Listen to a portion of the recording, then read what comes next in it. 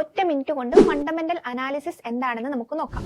ഇത് മാർക്കറ്റിനെ സംബന്ധിച്ച് വളരെ നിർണായകമായ ഒരു കാര്യമാണ്. ഒരു രാജ്യത്തിന്റെ കറൻസിയുടെ ഡിമാൻഡിനെയും സപ്ലൈയെയും ബാധിക്കുന്ന എക്കണോമിക് പൊളിറ്റിക്കൽ ഫാക്ടേഴ്സിനെ ഇവാലുവേറ്റ് ചെയ്യുന്നതിനെയാണ് ഫണ്ടമെന്റൽ അനാലിസിസ് എന്ന് പറയുന്നത്. ഇവിടെ ബാധിക്കാൻ പോകുന്നത് ടെക്നിക്കൽ ആയിട്ടുള്ള കാര്യങ്ങളല്ല, മറിച്ച് മാക്രോ എക്കണോമിക് ഡാറ്റകളെയാണ്. അതുപോലെ interest rate, GDP growth, employment level etcetera.